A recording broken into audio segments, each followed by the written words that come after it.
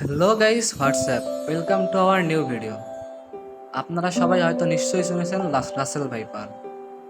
চলুন আজকে কথা বলবো কি এই রাসেল ভাইপার, কোত্থেকে এর উৎপত্তি।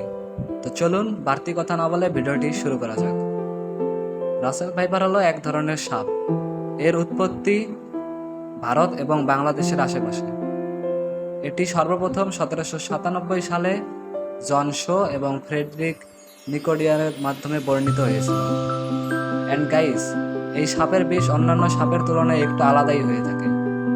অন্যান্য সাপের বিষ সাধারণত এক প্রকার হয়ে থাকে, কিন্তু এই সাপের বিষ 5 থেকে 6 প্রকার হয়।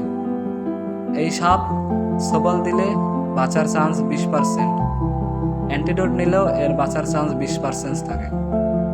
অন্যান্য সাপ সাধারণত কাউকে আক্রমণ করে না, কিন্তু এই সাপ খুবই আক্রমণাত্মক। এটি ভারতের বড় 4টি বিষধর সাপের একটি। সাধারণত অন্যান্য সাপ মানুষ দেখলে তাদের থেকে পালাতেই চেষ্টা করে, কিন্তু এই সাপ দূরের থেকেই মানুষদের দিকে তেড়ে আসে।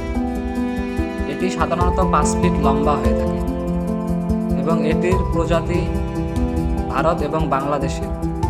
এটি সাধারণত বাংলাদেশ থেকে 100 বছর আগে বিলুপ্ত হয়ে গেছে, কিন্তু এটি আবারও ফিরে এসেছে। দেখা দিয়েছে এর নতুন প্রজাতি। তো আপনারা সবাই এই সাপ থেকে দূরে থাকবেন এবং এই সাপ দেখলে ভুলেও তাকে মারার চেষ্টা করবেন না এবং কাছে যাবেন না। যদি যান তবে নিরাপদ দূরত্ব বজায় রাখবেন, কেননা এই সাপ দূর থেকেই বিষ ছুড়ে দিতে পারে। ধন্যবাদ সবাই।